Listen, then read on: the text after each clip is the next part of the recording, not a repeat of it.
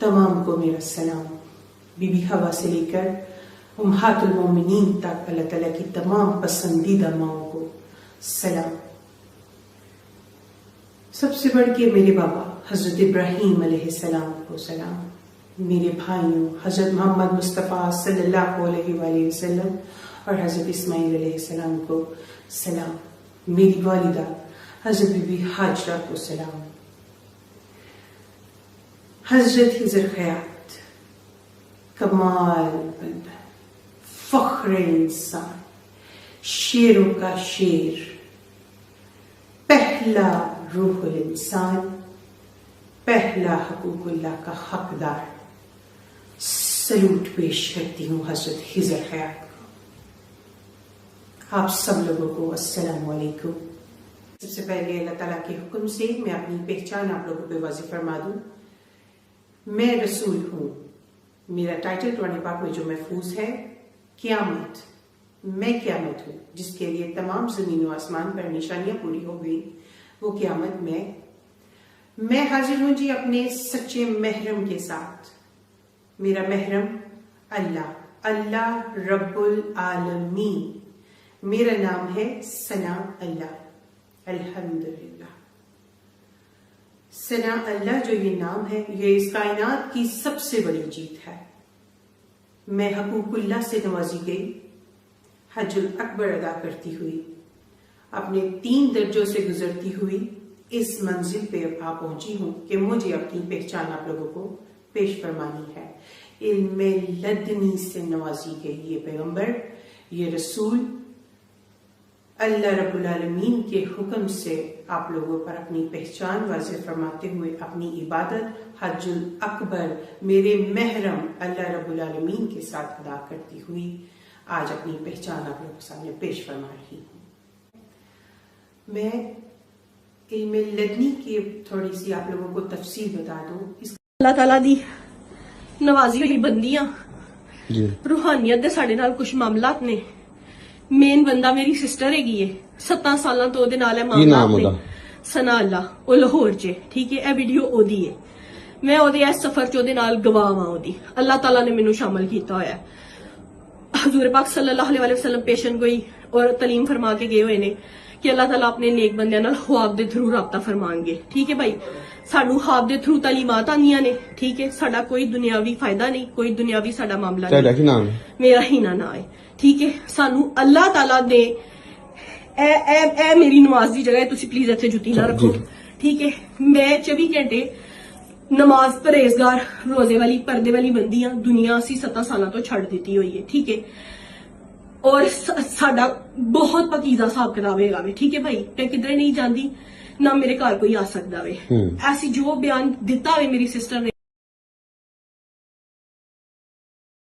ثابت کیا ہے کہ نبی صلی اللہ علیہ وآلہ وسلم کی وفات کے بعد اب قیامت تک اللہ تعالیٰ کسی بھی بندے کے ساتھ نہ کشف کے ذریعے، نہ الہام کے ذریعے، نہ کوئی وحی خفی کے ذریعے، نہ وحی جلی کے ذریعے کوئی بھی ریلیشن شپ نہیں ہے، سوائے ایک ایکسیپشن کے جو بخاری اور مسلم کی متفق علیہ حدیث ہے کہ میری وفات کے بعد نبوت کی خبریں بین ہو چکی ہیں، ختم نبوت کی وجہ سے ختم ہو چکی ہیں، سوائے ایک چیز کے، اور وہ ہے خواب، مبشرات. اور پوچھا گیا مبشرات کیا ہیں تو فرمایا گیا کہ خواب. مبشرات یعنی خوشخبری دینے والے خواب. دین نہیں سکھایا جائے گا. نبی صلی اللہ علیہ وآلہ وسلم اپنی مبارک زندگی میں الحمدللہ دین مکمل کر کے گئے ہیں. اب کسی کو خواب میں آ کے یا کوئی اور معاملات کے ذریعے دین میں کوئی ایڈیشن نہیں ہوگی. Not at all. دین میں کوئی چیز ایڈ نہیں ہوگی. آپ صلی اللہ علیہ وآلہ وسلم دین مکمل کر کے گئے ہیں. اب اگر کسی کا یہ پوائنٹ آف ویو ہے کہ نہیں یار وہ خواب میں آگے کوئی انہوں نے ایسی چیز بتانی ہے امت کو جو پہلے بتانا بھول کے تھے نعوذ باللہ، تو وہ اپنے عقیدے کی اصلاح کریں. سورۃ المائدہ میں واضح آ گیا الیوم اکملت لکم دینکم واتممت علیکم نعمتی ورضیت لکم الاسلام دینا. آج کے دن ہم نے تمہارے لیے تمہارا دین مکمل کر دیا اور تم پہ اپنی نعمت تمام کر دی اور اسلام کو ایز اے ریلیجن تمہارے لیے پسند کیا. بخاری اور مسلم دونوں میں حدیث ہے، نبی علیہ السلام نے فرمایا قیامت اس وقت تک قائم نہیں ہوگی جب تک کہ 30 جھوٹے دجال نہ پیدا ہو جائے جن میں سے ہر شخص یہ دعویٰ کرے گا کہ وہ اللہ کا پیغمبر ہے. حضور کہہ دیتے نا کہ ان دجالوں کو تو دجال کہنا لیکن امتی نبی چھوٹے چھوٹے آیا کریں گے. قرآن و حدیث کو تو دور دور تک کوئی پتہ نہیں کہ کوئی امتی نبی آنا ہے. ہاں قرآن و حدیث کو یہ پتا ہے کہ دجال آئیں گے, وہ مینشن کر دیا. اور یہ جو بخاری مسلم کی حدیث ہے, یہ حدیث ابو داؤد اور ترمذی میں بھی ہے. اس میں الفاظ ہیں کہ نبی علیہ السلام نے فرمایا کہ میری امت میں 30 جھوٹے دجال پیدا ہوں گے جو دعوے نبوت کریں گے. ان میں سے ہر ایک شخص دعویٰ کرے گا کہ وہ اللہ کا پیغمبر ہے. پھر نبی علیہ السلام نے فرمایا بچ جانا ان سے, انا خاتم النبیین لا نبی بعدی, میں خاتم النبیین ہوں, میرے بعد کوئی نبی نہیں. یہ بڑا اچھا موقع تھا کہ حضور کہتے ہیں کہ نہیں, امتی نبی آئیں گے. خاتم النبیین کا ترجمہ نبیوں کی مہر ہے, لیکن قادیانیوں نے جو اس کا فہم لیا وہ غلط ہے. ترجمہ تو بالکل ٹھیک کیا. اہل سنت نے, اہل تشیع نے اس کا ترجمہ بالمفہوم کر دیا, سلسلہ نبوت کو ختم کرنے والے. بالمفہوم ترجمہ یہ درست ہے, تشریح کے طور پہ. لفظی طور پہ یہ ترجمہ نہیں ہے. لفظی طور پہ خاتم مہر کو کہتے ہیں. انہوں نے یہ کہا نبوت کی مہر, اور اس کے آگے انہوں نے خود اس کا جو ایکسپلینیشن وہی لچ تلا کہ رسول اللہ کے بعد جتنے امتی نبی آئیں گے وہ نبی علیہ السلام کی مہر سے آئیں گے. سرکار یہ بتانے کے لیے قرآن کی آیت نازل کر رہا تھا, مجھے بتائے. استغفر اللہ واتوب الیہ, یہ تو قرآن کی آیت میں فٹ نہیں بیٹھتا. دور دور تک قرآن کو بھی نہیں پتا کہ اس میں سے یہ مطلب کوئی نکالے گا. اس لیے آیت پوری تو پڑھے, اس کا اسلوب بتا رہا ہے. ما کان محمد ابا احد من رجالکم ولکن رسول اللہ وخاتم النبیین. محمد تم مردوں میں سے کسی کے باپ نہیں ہے, بلکہ وہ تو اللہ کے رسول ہیں اور خاتم النبیین ہیں. یہ بات کرنے کی کیا ضرورت ہے کہ وہ کسی مرد کا باپ نہیں ہے؟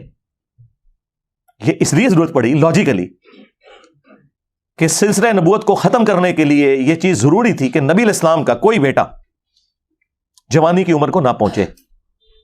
ورنہ تو لوگ اعتراض کرتے کہ اگر ابراہیم کا بیٹا بھی پیغمبر, ابراہیم کا پوتا بھی پیغمبر, ابراہیم کا پڑپوتا بھی پیغمبر, یوسف بن یعقوب بن اسحاق بن ابراہیم علیہ السلام اجمعین, تو نبی علیہ السلام کا بیٹا کیوں نہیں پیغمبر؟ اعتراض بن سکتا تھا. تو اللہ تعالیٰ نے اس اعتراض کو کل کر دیا ختم نبوت کی آیت نازل فرما کے کہ وہ مردوں میں سے کسی کے باپ ہی نہیں ہے, بلکہ وہ تو اللہ کے رسول ہے اور نبوت کی مہر ہے. سیل آف دا پروفٹ ہے. سیل آف دا پروفٹ اگلے زمانوں میں جب خط بھیجا جاتا تھا نا, اس کے اوپر سیل لگتی تھی. آج کل بھی آپ ڈاکخانے میں وہ سیل چلتی ہے. بعض اوقات یہ سیل کر جاتے ہیں نا, وہ دکانیں بھی ملاوٹ کے اوپر, تو اس کے اوپر ایک سیل لگا دیتے ہیں. وہ سیل آپ توڑیں گے, اس کو توڑے بغیر آپ وہ تالا کھول نہیں سکتے. تو سیل توڑنے کا مطلب یہ ہے کہ آپ نے بے ایمانی کی ہے.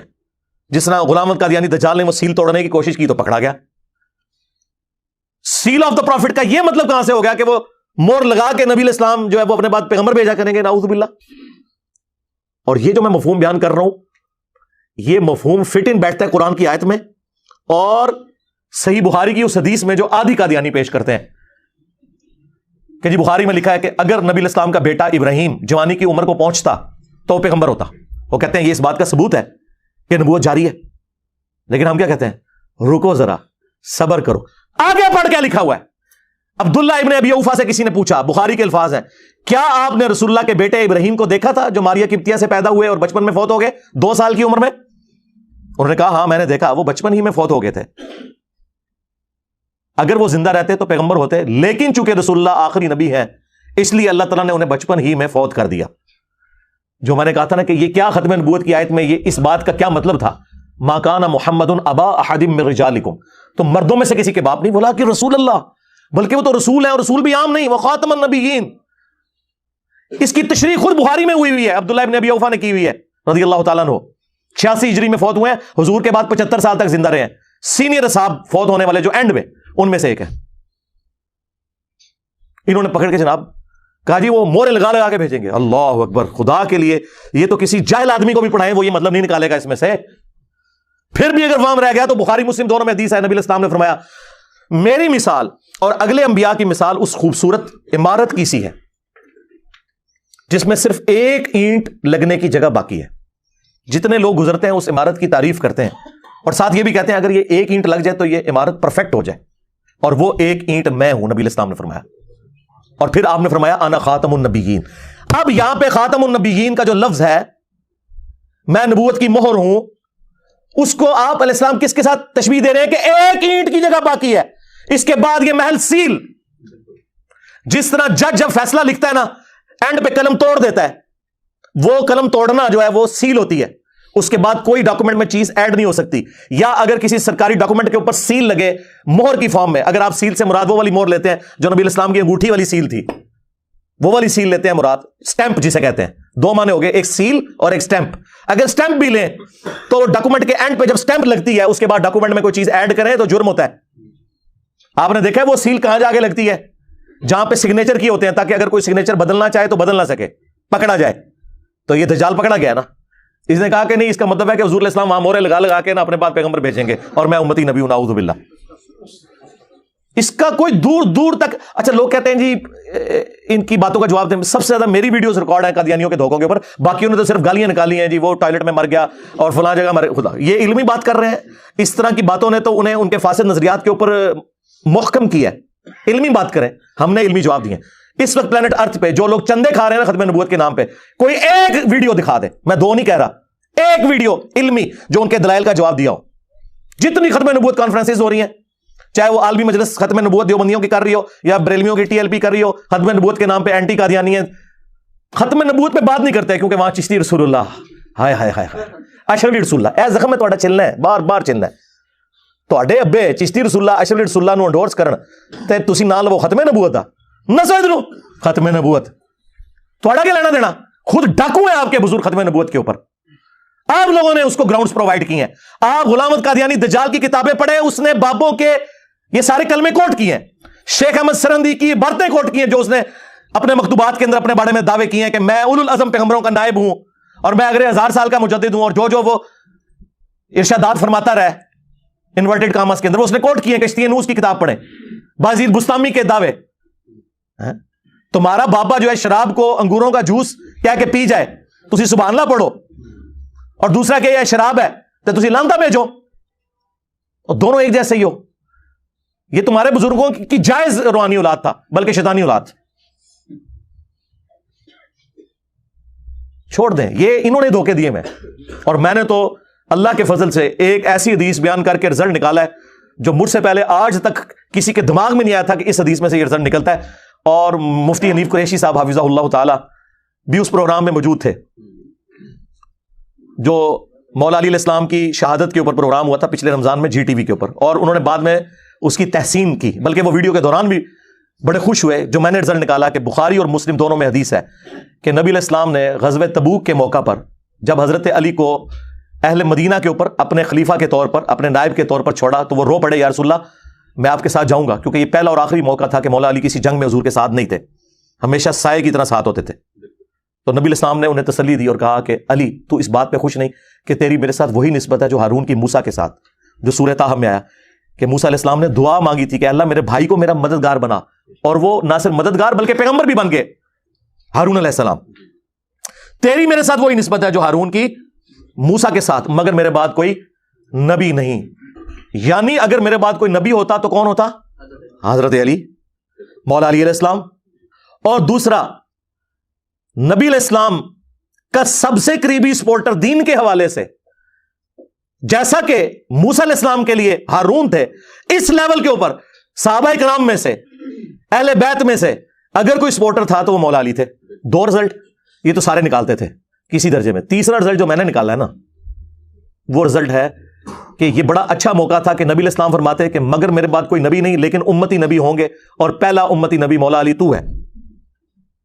آپ نے کہا تیری نسبت میری وہی ہے جو ایک نبی کی دوسرے نبی سے ہوتی ہے, ہارون کی موسیٰ سے, مگر میرے بعد کوئی نبی نہیں. یعنی علی تو بھی نبی نہیں ہو سکتا. اگر مولا علی نبی نہیں ہو سکتے, نہ امتی نبی ہو سکتے ہیں, تے غلام احمد قادیانی دجال تے شے ہی کوئی نہیں, کیونکہ میرے علی سا ہے ہی کوئی نہیں, تیرا قادیانی تے شے ہی کوئی نہیں. یہ رزلٹ اس پلانٹ ارتھ پہ مجھ سے پہلے کسی نے اس حدیث سے اس طریقے سے نہیں نکالا تھا. ویسے وہ کوٹ کرتے ہیں ختم نبوت کی دلیل میں نا اس حدیث کو کہ جی نبی الاسلام نے یہاں پہ فرمایا مگر میرے بعد کوئی نبی نہیں, تو وہ کہتے ہیں اس حدیث سے پتا چلا کہ نبی الاسلام کے بعد کوئی نبی نہیں ہوگا. لیکن جو میں نے اس کا جز دریافت کیا نا کہ جس کی نسبت نبیوں والی ہے, اگر وہ نبی نہیں ہے تو کم از کم امتی نبی تو اسے ہونا چاہیے تھا نا. یہ کہتے ہیں نا امتی نبی ہونے سے ختم نبوت پہ فرق نہیں پڑتا. آپ ان سے پوچھیں نا کہ نبی الاسلام خاتم النبیین نہیں آپ مانتے, وہ کہتے ہیں ہم مانتے ہیں. کیوں نہیں مانتے؟ بالکل مانتے ہیں. پھر آپ حیران ہوں گے کہ پھر یہ بیچ میں چول شاہ کہاں سے تم نے داخل کر لی ہے؟ تو کہیں گے نہیں یہ امتی نبی ہے. تو انہیں کہو کہ اگر مولا علی امتی نبی نہیں ہے جو واقعی ہارون کی جگہ تھا نبی علیہ السلام کے لیے جیسا کہ ہارون موسیٰ کے لیے تھے, مجھے بتائیں اس سے بڑا کوئی درجہ ہو سکتا ہے؟ حضور کا ساتھی بھی, آپ کے اہل البیت میں سے, آپ کا داماد, جنتی عورتوں کی سردار کا خاوند, آل محمد کی نسل وہ والی رسول اللہ کی, ان سے چلنی. صلو علی محمد و آل محمد, اللہم صلی علی محمد و علی آل محمد و اصحاب محمد و ازواج محمد اجمعین الی یوم الدین. وہ نسل ویسے چلنی وہاں سے, وہ تو امتی نبی کوئی نہیں. تو بعد والے لوگ کیسے سوچ بھی سکتے ہیں؟ کوئی رزلٹ دور دور تک نہیں نکلتا تھا. انہوں نے جان بوجھ کے گھسیٹ کے امت کے اندر یہ فتنہ کھڑا کیا, اور اس کو گراؤنڈز پرووائڈ کی ہیں بابوں نے, صوفیوں نے, جنہوں نے اس قسم کے اپنے بارے میں دعوے کیے, اور وہ اس نے پک کر کے اس نے کہا ٹھیک ہے میں پھر اس کو ننگا ہو کے سامنے آتا ہوں. وہ پھر ننگا ہو کے سامنے آ گیا. وہ مارا اس لیے گیا ہے کہ اس نے امتی نبی کہہ دیا. اگر وہ نبی کا لفظ نہ بولتا تو اس سے پہلے تو چشتی رسول اللہ, اشری رسول اللہ پارٹیاں ہے نا موجود, آج تک موجود ہیں, مناظروں میں دفاع کر رہے ہیں. خواجہ نے کیا فرمایا؟ سنو کہ میں کون ہوں اور کیا ہوں. محمد الرسول اللہ صلی اللہ علیہ وسلم کے دربار کے کمینے غلاموں میں سے ایک ہوں, کمینے غلاموں میں سے ایک ہوں, کمینے غلاموں میں سے ایک ہوں. اس نے کبھی یہ نہیں کہا میں رسول اللہ ہوں, وہ کہتا ہے امتی نبی. کلمہ وہ یہی پڑھاتے ہیں, لیکن نہیں, کسی کی جرت نہیں کہ اپنے بابے کو غلط. اسی لیے یہ لوگ پھر ان کا مقابلہ نہیں کر سکتے, وہ لا کے باتیں ان کی سامنے رکھتے ہیں, پہلی چیز ہی سامنے رکھتے ہیں. اور یہ جو کہتے تھے نا خاتم کا لفظ آیا قرآن کے اندر, بخاری مسلم میں خاتم کا لفظ ہے, سرکار خاتم بھی موجود ہے. خاتم آ جائے نا ان کی موت ہو جاتی ہے. ویسے تو خاتم میں بھی انہوں نے دھوکہ دیا ہے, جس طرح وہ کہتے ہیں تراویحیں کتنی ہوتی ہیں, وی تراوی, اور خاتم seal of the prophet, stamp of the prophet کا یہ مطلب کہاں سے تھا کہ نبی جو ہے اللہ کے پاس جا کے مورے لگا لگا کے نئے نبی بھیجیں گے امتی نبی کے نام کے اوپر؟ خدا کے لیے کہتے نہیں خاتم, سرکار خاتم کا لفظ بھی موجود ہے صحیح مسلم کے اندر. بخاری مسلم دونوں میں یہ حدیث موجود ہے کہ نبی الاسلام نے فرمایا اللہ تعالیٰ نے مجھے 5 خوبیاں ایسی دی ہیں جو مجھ سے پہلے کسی پیغمبر کو نہیں دی. نمبر 1, پوری زمین میرے لیے سجدہ گاہ بنا دی. پہلے صرف مسجد میں نماز ہوتی تھی, میرے امتی جہاں چاہے نماز ادا کریں. نمبر 2, اللہ تعالیٰ نے مال غنیمت میرے لیے حلال کر دیا. جنگوں میں کافروں کا چھوڑا ہوا سامان, اگلے زمانوں میں آسمان سے آگ آتی تھی جو سورہ ال عمران میں ہے, وہ اسے جلا دیتی تھی. میری امت کے لیے حلال اللہ نے کر دیا کہ امت استعمال کر سکتی ہے. نمبر 3, 1 مہینے کی مسافت سے اللہ تعالیٰ نے میری مدد فرمائی. 1 مہینے کی مسافت سے میری فوجیں 1 مہینہ دور ہوں, دشمن پہ ڈھلانی غزوہ تبوک میں 1.5 لاکھ کی فوج لے کے, سب سے بڑی سپر پاور رومن امپائر, اور حضور صرف 30,000 کا لشکر لے کے مدینے سے نکلے, وہ بارڈر چھوڑ کے بھاگ گیا جو پہلے دھمکیاں لگا رہا تھا. میری مدد فرمائی. چوتھی چیز, اگلے انبیاء جو تھے وہ کسی قوم اور قبیلے کے لیے ہوتے تھے, مجھے اللہ تعالیٰ نے ساری انسانیت کے لیے پیغمبر بنا کے بھیجا. وما ارسلناک الا کافۃ للناس بشیرا ونذیرا, پوری انسانیت کے لیے. اور نمبر 5, اللہ تعالیٰ نے مجھے شفاعت کا اذن دیا. بخاری مسلم میں یہ 5 خصوصیات ہیں, اور مسلم میں 6ٹھی خصوصیت ساتھ مینشن ہوئی ہے کہ اللہ تعالیٰ نے مجھ پہ ختم نبوت فرمائی. وختم بی النبیون, مجھ پر سلسلہ نبوت کو ختم کر دیا. وہاں خاتم کا لفظ ہے, زیر والا, جو یہ کہتے ہیں نا خاتم کا لفظ دکھائیں, خاتم تو مور ہوتا ہے, خاتم بھی ہے مسلم کے اندر. بالکل مقدمہ واضح ہے, بخاری اور مسلم دونوں میں حدیث ہے. نبی علیہ السلام نے فرمایا قیامت اس وقت تک قائم نہیں ہوگی جب تک کہ 30 جھوٹے دجال نہ پیدا ہو جائیں, جن میں سے ہر شخص یہ دعویٰ کرے گا کہ وہ اللہ کا پیغمبر ہے. حضور کہہ دیتے ہیں نا کہ ان دجالوں کو تو دجال کہنا, لیکن امتی نبی چھوٹے چھوٹے آیا کریں گے. قرآن و حدیث کو تو دور دور تک کوئی پتہ نہیں کہ کوئی امتی نبی آنا ہے. ہاں قرآن و حدیث کو یہ پتا ہے کہ دجال آئیں گے, وہ مینشن کر دیا. اور یہ جو بخاری مسلم کی حدیث ہے, یہ حدیث ابو داؤد اور ترمذی میں بھی ہے. اس میں الفاظ ہیں کہ نبی علیہ السلام نے فرمایا کہ میری امت میں 30 جھوٹے دجال پیدا ہوں گے جو دعوے نبوت کریں گے. ان میں سے ہر ایک شخص دعویٰ کرے گا کہ وہ اللہ کا پیغمبر ہے. پھر نبی علیہ السلام نے فرمایا بچ جانا ان سے, انا خاتم النبیین لا نبی بعدی, میں خاتم النبیین ہوں, میرے بعد کوئی نبی نہیں. یہ بڑا اچھا موقع تھا کہ حضور کہتے ہیں کہ نہیں, امتی نبی آئیں گے. اور پھر اس کی پریکٹیکل مثال آپ دیکھ لیں جو بخاری مسلم میں مسیلمہ کذاب کا ذکر موجود ہے. نبی علیہ السلام نے اپنی زندگی میں خواب دیکھا تھا کہ آپ کے ہاتھ میں 2 سونے کے کنگن ہیں. آپ کہتے ہیں میں نے خواب میں جب وہ کنگن دیکھے تو مجھے اس چیز کی تکلیف اور دکھ ہوا, کیونکہ سونا تو مرد کے لیے حرام ہے. خواب میں دیکھا نا, وہ ایک استارہ تھا. آپ کہتے ہیں میں نے پھونک ماری تو وہ کنگن غائب ہو گئے. اس کی تعبیر میں نے 2 جھوٹے پیغمبروں سے کی ہے، وہ طلحہ اسدی اور مسیلمہ کذاب.